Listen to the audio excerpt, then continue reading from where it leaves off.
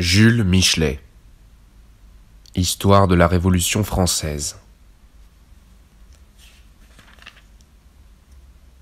Livre 7, chapitre 8. Bataille de Valmy. 20 septembre 92. Extrait.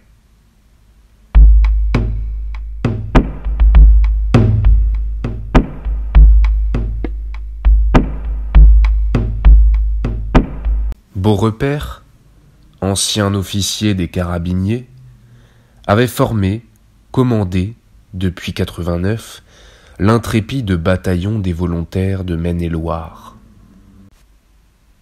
Au moment de l'invasion, ces braves eurent peur de n'arriver pas assez vite. Ils ne s'amusèrent pas à parler en route, traversèrent toute la France au pas de charge et se jetèrent dans Verdun. Ils avaient un pressentiment qu'au milieu des trahisons dont ils étaient environnés, ils devaient périr. Ils chargèrent un député patriote de faire leurs adieux à leurs familles, de les consoler et de dire qu'ils étaient morts. Beaurepaire venait de se marier. Il quitta sa jeune femme, et il n'en fut pas moins ferme. Le commandant de Verdun, assemblant un conseil de guerre pour être autorisé à rendre la place, Beaurepaire résista à tous les arguments de la lâcheté.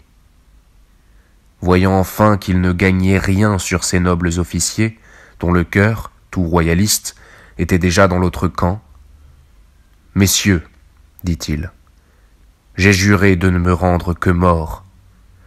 Survivez à votre honte. Je suis fidèle à mon serment. Voici mon dernier mot. Je meurs. » Il se fit sauter la cervelle. La France se reconnut, frémit d'admiration. Elle se mit la main sur le cœur et y sentit monter la foi. La patrie ne flotta plus au regard, incertaine et vague. On la vit réelle, vivante. On ne doute guère des dieux à qui l'on sacrifie ainsi.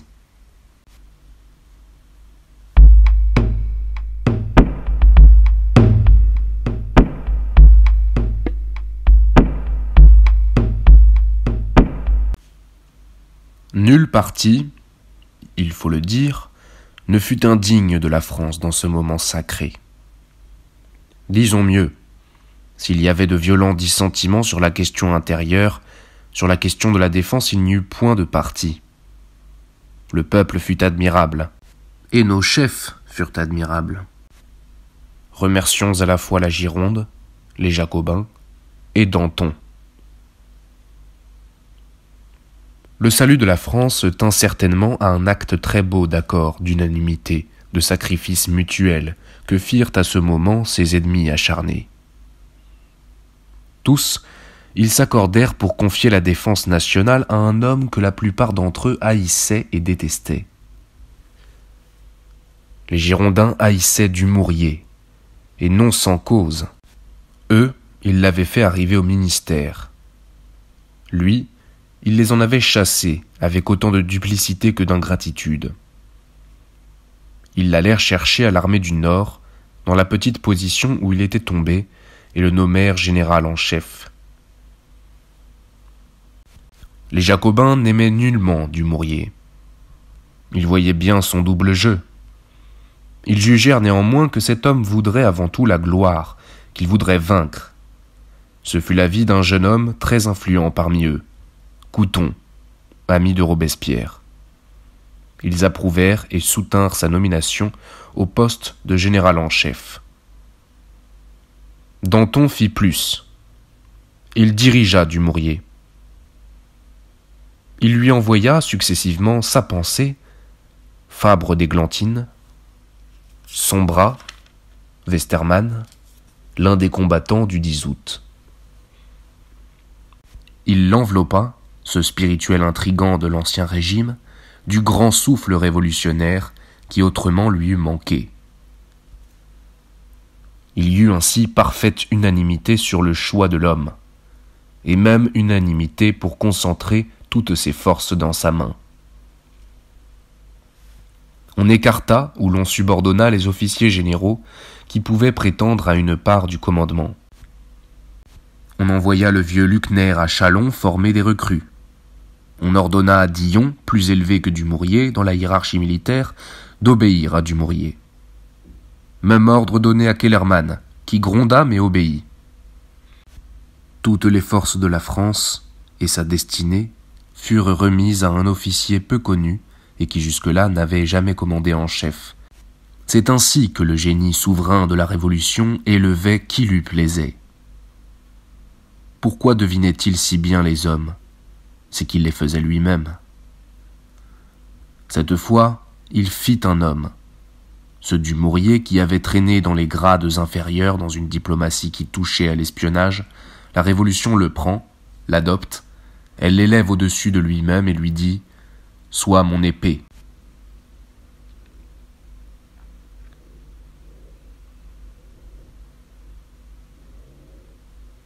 On voit bien dans ses mémoires tout ce qu'il fit pour l'armée, mais pas assez comment cette armée fut soutenue. Il arrive à Dumouriez, comme à la plupart des militaires, de ne pas tenir assez compte des causes morales. Il fait abstraction du grand et terrible effet que produisit sur l'armée allemande l'unanimité de la France. Il n'a pas l'air de voir tous ces camps de gardes nationaux qui hérissaient les collines de la Meurthe, des Vosges, de tant d'autres départements. Il ne voit pas, du Rhin à la Marne, le paysan armé et debout sur son sillon. Mais l'ennemi l'a bien vu, et voilà pourquoi il a si peu insisté, si peu combattu, si peu profité des fautes de Dumouriez. Voilà le secret de toute cette campagne. Il ne faut pas les chercher exclusivement dans les opérations militaires. Ici, parmi un désordre immense, mais tout extérieur, il y avait une profonde unité de passion et de volonté. Et du côté des Allemands, avec toutes les apparences de l'ordre et de la discipline, il y avait division, hésitation, incertitude absolue sur les moyens et le but.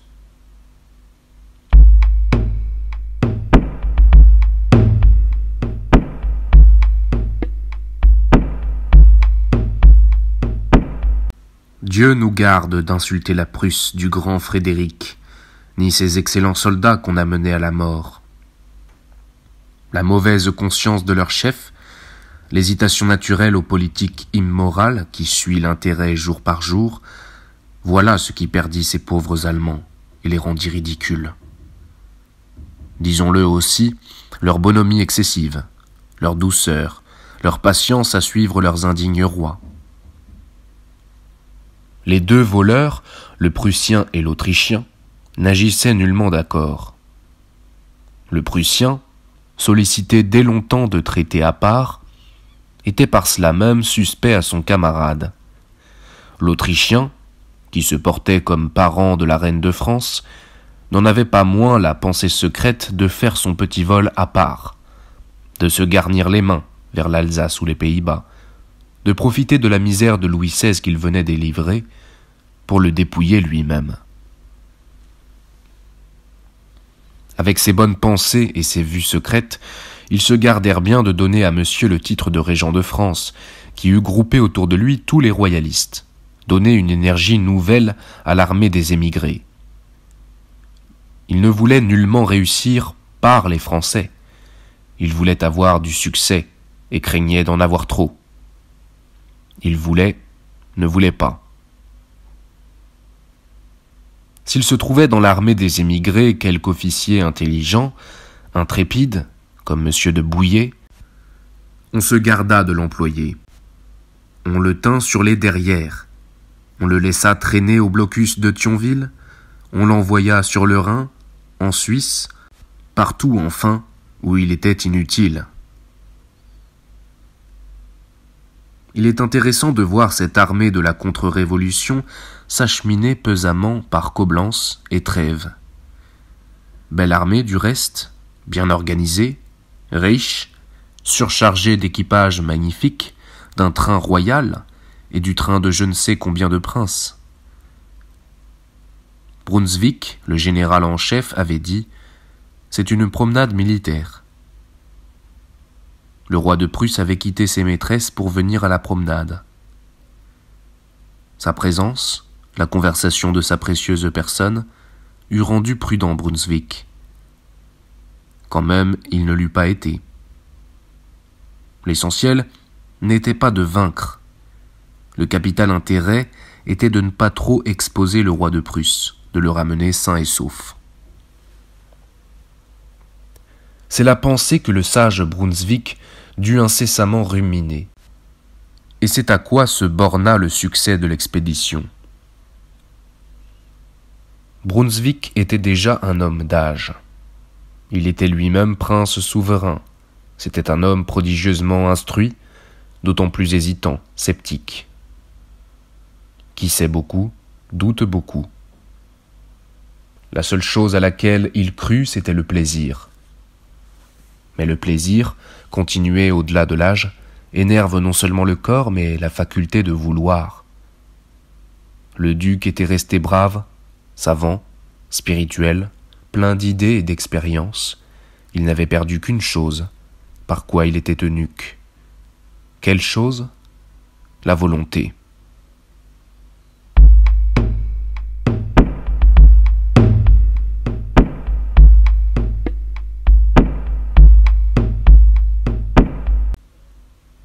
Dans cette armée de rois, de princes, il y avait entre autres un prince souverain, le duc de Weimar, et avec lui son ami le prince de la pensée allemande, nous l'avons dit, le célèbre Goethe. Il était venu voir la guerre, et chemin faisant, au fond d'un fourgon, il écrivait les premiers fragments du Faust, qu'il publia au retour. Ce courtisan assidu de l'opinion, qu'il exprima fidèlement, ne la devança jamais, disait alors à sa manière la décomposition, le doute, le découragement de l'Allemagne. Il lui poétisait dans une œuvre sublime son vide moral, sa vive agitation d'esprit. Elle en sortit glorieusement par des hommes de foi, par Schiller, par Fichte, surtout par Beethoven. Mais le temps n'était pas venu. Nulle idée, nul principe ne dominait cette armée. Elle avançait lentement comme il était naturel, n'ayant nulle raison d'avancer. Les émigrés étaient là, priant, suppliant, se mourant d'impatience. Brunswick songeait.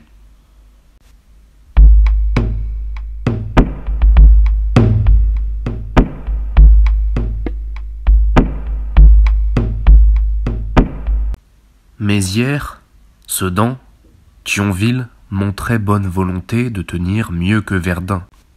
On assiégea Thionville, et avec des forces considérables. Les assiégeants reçurent un renfort de 12 000 hommes. Le général français, Wimpfen, qui était dedans, montra beaucoup de vigueur. Sa défense était offensive. À chaque instant, il allait, par des sorties audacieuses, faire visite à l'ennemi. Brunswick, entré dans Verdun, s'y trouva si commodément qu'il y resta une semaine. Là, déjà, les émigrés qui entouraient le roi de Prusse commencèrent à lui rappeler les promesses qu'il avait faites. Ce prince avait dit au départ ces étranges paroles. Qu'il ne se mêlerait pas du gouvernement de la France, que seulement il rendrait au roi l'autorité absolue. Rendre au roi la royauté, les prêtres aux églises, les propriétés aux propriétaires, c'était toute son ambition. Et pour ces bienfaits, que demandait-il à la France ? Nulle cession de territoire, rien que les frais d'une guerre entreprise pour la sauver.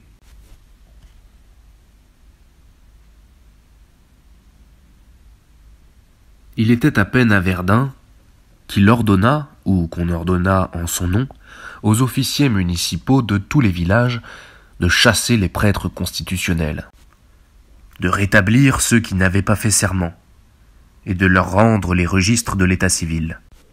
Enfin, de restituer aux religieux ceux qui leur appartenaient. Il en fut de même pour la frontière du Nord. Dans tous les villages de la Flandre française où pénétraient momentanément les Autrichiens, leur premier soin était de rétablir les prêtres qui n'avaient pas fait serment.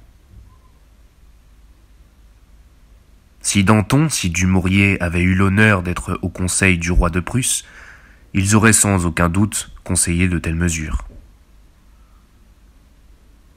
À ces mots significatifs de restauration des prêtres, de restitution, etc., le paysan dressa l'oreille et comprit que c'était toute la contre-révolution qui entrait en France, qu'une mutation immense et des choses et des personnes allait arriver. Tous n'avaient pas de fusil, mais ceux qui en eurent en prirent. Qui avait une fourche prit la fourche, et qui une faux la faux. Un phénomène eut lieu sur toute la terre de France. Elle parut changer tout à coup au passage de l'étranger. Elle devint un désert.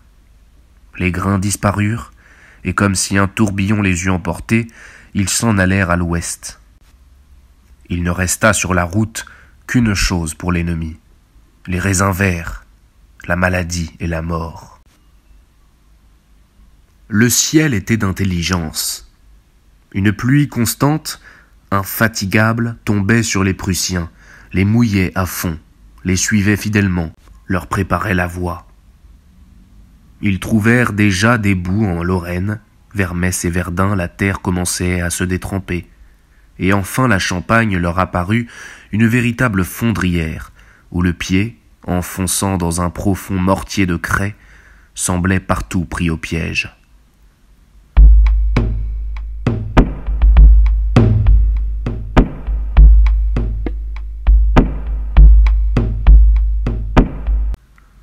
Les souffrances étaient à peu près les mêmes dans les deux armées. La pluie et peu de subsistance. Mauvais pain, mauvaise bière. Mais la différence était grande dans la disposition morale. Le Français chantait, et il avait du vin au cœur. Dans l'avoine ou le blé noir, il savourait joyeusement le pain de la liberté. Le regard de Dumouriez échauffait les cœurs. On savait que, hussard à 20 ans, il s'était fait tailler en pièces. Eh bien, il en avait 50, et il ne s'en portait que mieux. Le général était gai, et l'armée l'était. Le corps qu'il avait commandé du côté des Flandres, et qui vint le retrouver, très hardi, très aguerri, n'avait guère passé de jours dans ses premiers campements sans donner des balles, et souvent on les donnait sur le terrain ennemi. Cette armée était très pure des excès de l'intérieur. Elle les apprit avec horreur, et donna une violente leçon à la populace armée qu'on lui envoya de Châlons. C'était une tourbe de volontaires, moitié fanatiques et moitié brigands, qui, sur la lecture de la circulaire de Marat, l'avaient appliquée à l'instant, en tuant plusieurs personnes. Ils arrivaient, aboyant après Dumouriez, criant au traître, demandant sa tête. Ils furent tout étonnés du vide immense qui se fit autour d'eux. Personne ne leur parla. Le lendemain, revue du général. Il se voit entre une cavalerie très nombreuse et très hostile, prête à les sabrer. D'autre part, une artillerie menaçante qui les eût foudroyés au moindre signe. Dumouriez vient alors à eux avec ses hussards et leur dit « Vous vous êtes déshonorés. Il y a parmi vous des scélérats qui vous poussent au crime. Chassez-les vous-même. À la première mutinerie, je vous ferai tailler en pièces. Je ne souffre ici ni assassin ni bourreau. Si vous devenez comme ceux parmi lesquels vous avez l'honneur d'être admis, vous trouverez en moi un père. » Ils ne soufflèrent mot et devinrent de très bons soldats. Ils prirent l'esprit général de l'armée. Cette armée était magnanime, vraiment héroïque de courage et d'humanité. On put l'observer plus tard dans la retraite des Prussiens. Quand les Français les virent affamés, malades, livides, se traînant à peine, ils les regardaient en pitié et ils les laissaient passer. Tous ceux qui venaient se rendre voyaient le camp français converti en hôpital allemand et trouvaient dans leurs ennemis des gardes-malades.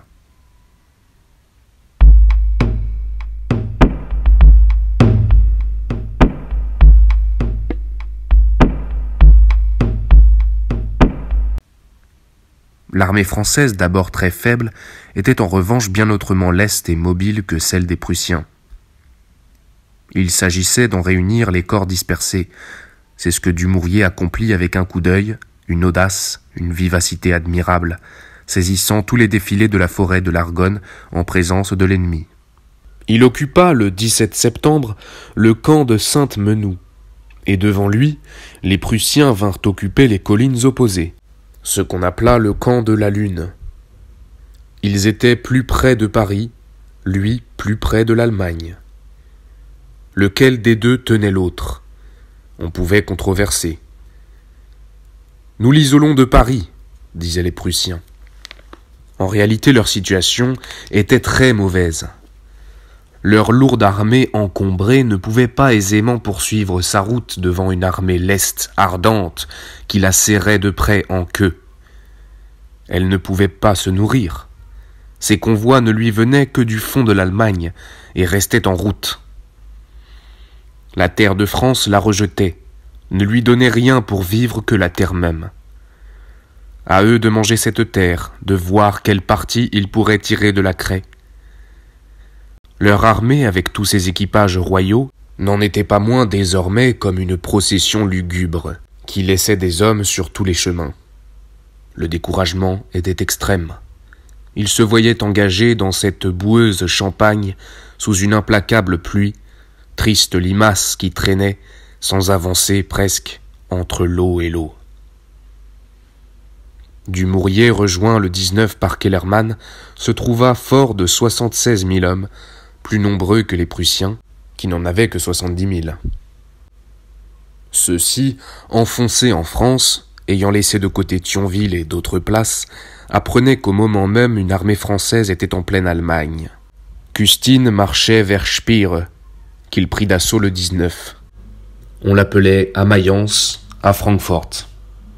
Une Allemagne révolutionnaire, une France pour ainsi dire, se dressait inopinément pour donner la main à la France de l'autre côté du Rhin. Ici, la population courait au combat d'un tel élan que l'autorité commençait à s'en effrayer et la retenait en arrière. Des masses confuses, à peu près sans armes, se précipitaient vers un même point. On ne savait comment les loger ni les nourrir. Dans l'Est, spécialement en Lorraine, les collines, tous les postes dominants, étaient devenus autant de camps grossièrement fortifiés d'arbres abattus, à la manière de nos vieux camps du temps de César. Vercingétorix se serait cru à cette vue en pleine Gaule. Les Allemands avaient fort à songer quand ils dépassaient, laissaient derrière eux ces camps populaires. Quel serait pour eux le retour ? Qu'aurait été une déroute à travers ces masses hostiles qui de toutes parts, comme les eaux dans une grande fonte de neige, seraient descendues sur eux. Ils devaient s'en apercevoir. Ce n'était pas à une armée qu'ils avaient affaire, mais bien à la France. Ce corps de 70 000 Allemands, qu'était-ce en comparaison ? Ils se perdaient comme une mouche dans cet effroyable océan de populations armées. Telles étaient leurs pensées, sérieuses en vérité lorsqu'ils virent s'accomplir, sans avoir pu l'empêcher, la jonction de Dumouriez et de Kellermann. Celui-ci, vieux soudard alsacien de la guerre de 7 ans, fort jaloux de Dumouriez, n'avait nullement suivi ses directions. Il s'était un peu éloigné de lui. Dans la vallée qui séparait les deux camps, le français et le prussien, il s'était posté en avant sur une espèce de promontoire de mamelons avancés, où était le moulin de Valmy. Bonne position pour le combat, détestable pour la retraite. Donc nulle retraite facile, mais pour le combat la position était d'autant plus belle et hardie. Les Prussiens ne pouvaient arriver à Kellermann qu'en recevant dans le flanc tous les feux de Dumouriez. Un beau lieu pour vaincre ou mourir. Cette armée enthousiaste mais peu aguerrie encore avait peut-être besoin qu'on lui fermât la retraite. Pour les Prussiens, d'autre part, c'était un grand enseignement et matière à réfléchir. Ils durent comprendre que ceux qui s'étaient logés ainsi ne voulaient point reculer. Non, le cœur avait grandi chez tous, Ils furent au-dessus d'eux-mêmes. Dumouriez ne fut plus l'homme douteux, le personnage équivoque. Il fut magnanime, désintéressé, héroïque. Il travailla pour le salut de la France et la gloire de son collègue. Il vint lui-même plusieurs heures dans ses lignes, partager avec lui le péril, l'encourager et l'aider. Et Kellermann ne fut point l'officier de cavalerie, le brave et médiocre général qu'il a été toute sa vie. Il fut un héros ce jour-là, et à la hauteur du peuple. Car c'était le peuple vraiment à Valmy, bien plus que l'armée.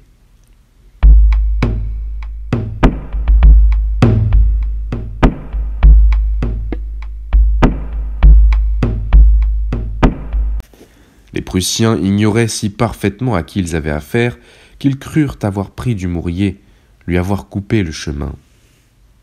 Ils s'imaginèrent que cette armée de vagabonds, de tailleurs, de savetiers, comme disaient les émigrés, avait hâte d'aller se cacher dans Châlons, dans Reims.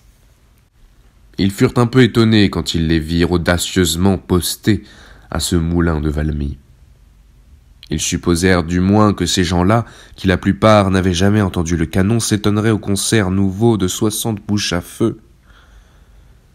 60 leur répondirent, et tout le jour cette armée composée en partie de garde nationale supporta une épreuve plus rude qu'aucun combat, l'immobilité sous le feu. On tirait dans le brouillard au matin, et plus tard dans la fumée. La distance néanmoins était petite. On tirait dans une masse, peu importait de tirer juste. Cette masse vivante d'une armée toute jeune, émue de son premier combat, d'une armée ardente et française qui brûlait d'aller en avant, tenue là sous les boulets, les recevant par milliers sans savoir si les siens portaient, elle subissait cette armée, la plus grande épreuve peut-être. On a tort de rabaisser l'honneur de cette journée. Un combat d'attaque ou d'assaut aurait moins honoré la France. Un moment, les obus des Prussiens, mieux dirigés, jetèrent de la confusion. Ils tombèrent sur 2 caissons qui éclatèrent, tuèrent, blessèrent beaucoup de monde. Les conducteurs de chariots s'écartant à la hâte de l'explosion, quelques bataillons semblaient commencer à se troubler.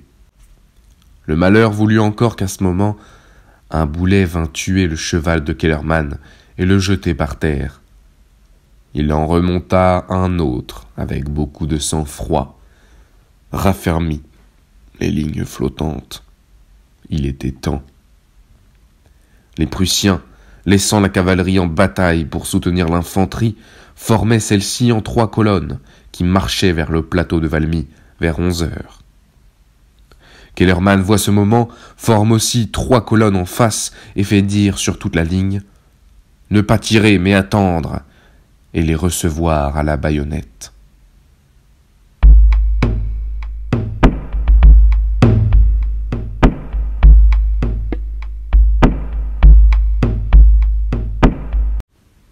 Il y eut un moment de silence.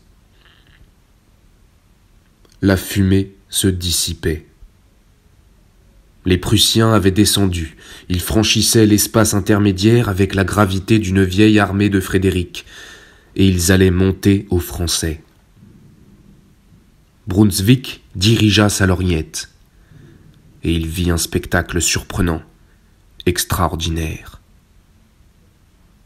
À l'exemple de Kellermann, tous les Français, ayant leur chapeau à la pointe des sabres, des épées, des baïonnettes, avaient poussé un grand cri. Ce cri de 30 000 hommes remplissait toute la vallée. C'était comme un cri de joie, mais étonnamment prolongé. Il ne dura guère moins d'1 quart d'heure. Fini, il recommençait toujours avec plus de force. La terre en tremblait. C'était « Vive la nation ». Les Prussiens montaient, fermes et sombres. Mais tout ferme que fût chaque homme, les lignes flottaient. Elles formaient par moments des vides, puis elles les remplissaient. C'est que de gauche elles recevaient une pluie de fer qui leur venait de Dumouriez. Brunswick arrêta ce massacre inutile et fit sonner le rappel. Le spirituel et savant général avait très bien reconnu dans l'armée qu'il avait en face un phénomène qui ne s'était guère vu depuis les guerres de religion, une armée de fanatiques. et s'il l'eût fallu, de martyrs. Il répéta au roi ce qu'il avait toujours soutenu, contrairement aux émigrés, que l'affaire était difficile, et qu'avec les belles chances que la Prusse avait en ce moment pour s'étendre dans le nord, il était absolument inutile et imprudent de se compromettre avec ces gens-ci. Le roi était extrêmement mécontent, mortifié. Vers 4 ou 5 heures, il se lassa de cette éternelle canonnade qui n'avait guère de résultat que d'aguerrir l'ennemi. Il ne consulta pas Brunswick, mais dit qu'on battit la charge. Lui-même, dit-on, approcha avec son état-major pour reconnaître de plus près ces furieux, ces sauvages. Il poussa sa courageuse et docile infanterie sous le feu de la mitraille vers le plateau de Valmy. Et en avançant, il reconnut la ferme attitude de ceux qui l'attendaient là-haut. Ils s'étaient déjà habitués au tonnerre qu'ils entendaient depuis tant d'heures, et ils commençaient à s'en rire. Une sécurité visible régnait dans leurs lignes. Sur toute cette jeune armée planait quelque chose comme une lueur héroïque, où le roi ne comprit rien, sinon le retour en Prusse. Cette lueur était la foi. Et cette joyeuse armée qui d'en haut le regardait, c'était déjà l'armée de la République. Fondée le 20 septembre à Valmy par la victoire, elle fut le 21 décrétée à Paris au sein de la Convention.